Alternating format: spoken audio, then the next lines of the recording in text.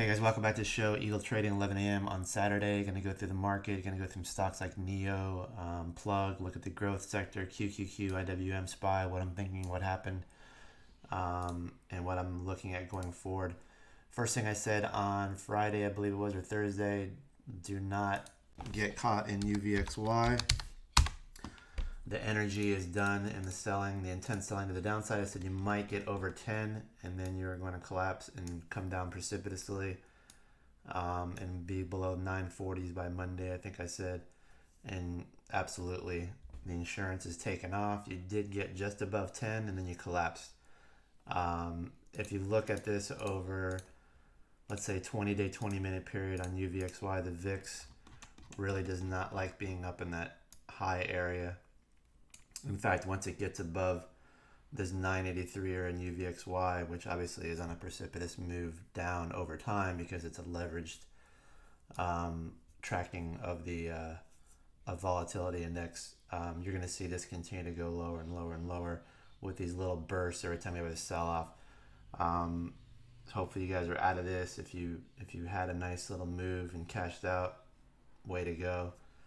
You know, we always say this is ASS, always sell strength in UVXY. Don't get caught in this. It's good for short-term bursts, like I said, and it's probably going to find its way down to a baseline because I don't think you're going to see a big upward thrust in the SPY either. And here's my reasoning behind that. Remember I said SPY is probably going to hold up better than the Qs and the IWM because of the move we've seen. If you look at the 1 year daily, I told you we're probably going to come back down to this triangular wedge. And it's exactly what we did. And you can kind of see how let me remove this here. You can kind of see how we did exactly what I thought we would do. We would break lower, we'd hit the triangular wedge and then bounce. Nice little bounce there. Where can we go further over time? I think you're going to go more sideways in the SPY, lower in the Qs, and the IWM is a little bit of a mix because I think small caps are going to come into play here as value, but there's a blend of technology in that it's going to keep that one under a little bit of a lid too. Interesting thing too is if you look at the 11.9 close on SPY relative to QQQ, here's your high on 11.9, here's your high that we had recently. If you draw Fibonacci from there to the 11.9 high, which stands out big time on this red candle, you see we're above the 61.8% retracement. You do that exact same thing in the Qs, and you can see here's your 11.9 high right here. That candle, it sticks out big time. Round to the top again. Once again, this is going to be rough and quickly. You're right at the 23.6. So what a big difference in relative strength between the Qs and the SPY. And not because SPY doesn't have technology stocks in it. It does, but it has a blending of financials and healthcare, consumer cyclicals. Only 23% of the SPY is in technology. When you look at the Q, the weighting is completely different. You can look at the portfolio in the Qs, and I believe you have something like 40-something percent. 44% is in technology. So not that technology is a bad thing, but when interest rates start to creep up, things start to get shaken out, and you come a little bit more in line. You have an adjustment, you have some rotation, and that's exactly what's happening. Look, we're barely at the 23.6 in QQQ. So I stick by my original premise from a week ago that the Qs are going to come down and touch this trend line in the 290s. We were oversold. If you look at the hourly and the daily, completely different looking structure. We definitely got oversold on the hourly and the 20-minute. I mean, look at the move that we've had from the high there. The trajectory has been intense, breaking that trend line significantly. And we can remove this and kind of show you. Look at that move there, breaking the trend line. And then that move from the high has been a significant move. Where you look at the diamonds, DAI, and you don't really see that much of a move at all. Look at the structure here, completely different. In fact, if you go further and you look at something like small cap value, VBR, does this look like we're going to have a continuation sell-off? No. In fact, we closed inside the wedge on VBR every day, and now we're touching all-time highs again after this big correction. Nothing happened here. So this leads me to believe the sell-off is done in certain areas. Look at stocks like NIO. So here's where things become interesting. These are stocks that have made massive moves from their lows. Once again, Fibonacci low, $2 a share on NIO.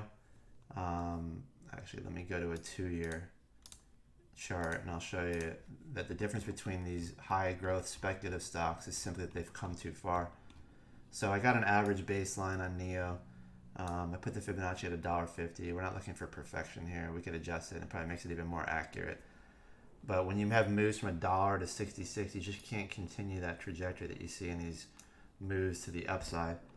And where do we go? 50% retracement, right? There, 32.99 and we bounce.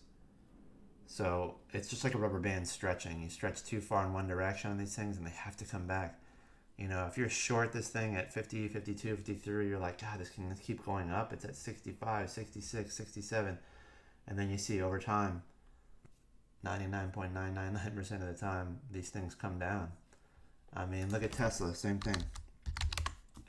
Great company. Once again, baseline breakout. Check my work. We go zoom in really deep here on Tesla, and you'll see nothing abnormal here. Here's our baseline breakout, retrace, pop back up, and then back test with that final candle at the 182 area, and we're off to the races. 180 to 900 plus. And what happens on Tesla? Same exact thing that we saw in NIO. You go too far, you have to correct these overbought conditions. Right back to the 50% retracement. 539.79. What was the low on Friday? 539.49. Once again, do my lines have to be perfect? No, but you get the idea. 50% retracement. Let's look at GBTC. Beautiful geometrical configuration on Bitcoin. Channel, channel, channel where I bought some, channel top. I mean, can you get any better than that? Where'd we hit? Let's look at the intraday. As soon as you hit that area, energy, right? Can you go through there? Yeah, we can go through. We're not looking for perfection. We're looking for energy, changes in direction. 37.80 to 44. Unbelievable move. Nothing has changed. Can we pull back and settle down? Absolutely. GBTC still on an upward trend. And we have basically the same configuration in Bitcoin. You have this little move where we break down. So you have 1, 2, 3, 4, 7, 8, 9, 10 days in this rounding top, right? And then once you break, it's usually 1, 2, 3, 4, 5, 6 days before you find a bottom, right? Same configuration here. You have this move and then you break. And then here's the back test. How many days after that until the bottom? 1, 2, 3, 4, 5, 6. And you have a bottom. Like magic. Nothing's changed. Nothing's changed. Bitcoin's still in a nice uptrend. Resolving the overbought condition. Good volume. Bottoms in for Bitcoin short term, in my opinion. Bottoms in for NIO short term, in my opinion. In fact, I bought a little. Don't like the company. I'm selling it probably at around 41, 42. Look at Plug Power. Another speculative stock that made a massive move on speculation. What happened with that? Once again, we go baseline 253 and change. Whatever, I'm at 259. Looking for a common touch double top. I don't like to use wicks. $70. I know it was a little bit higher, but fat fingers, you know, whatever. Overexcitement. You get the idea. In fact, if I move that up, this might change the trajectory here. And our baseline would stay the same, but you'd still get that 50% retracement, and that's where you start to find energy. So you pull back to the 36, you start to stretch under there, and it wants to break back up again. Same thing. Overbought conditions in some of the speculative stocks. So what am I expecting moving forward? Look at IWM, same thing. We got to the 161.8 extension, and we broke down. But this one, interesting enough, when we go back to the 11.9 high again, which is right where it is. There it is right there. It sticks out like a sore thumb. Let's look and see the Fibonacci on there from the high. All the way down to the 11.9 extension, or the 11.9 candle top right here.